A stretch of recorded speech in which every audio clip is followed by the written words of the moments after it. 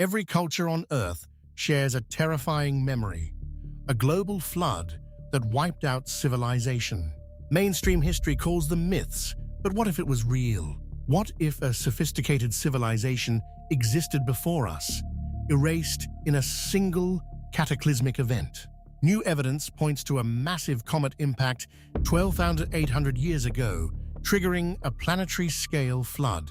We're talking about a wall of water hundreds of feet high, reshaping continents. And then there's Göbekli Tepe, a monumental site built exactly at that time, defying everything we thought we knew about ancient humans. Was it a desperate attempt by a dying civilization to bury its knowledge? Submerged cities found off India and Cuba prove advanced urban planning existed thousands of years before Egypt or Sumer.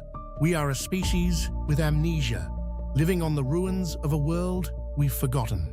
The Great Flood wasn't just a story, it was a reset button. Don't let this forbidden history stay buried. Discover the full story. Link in bio.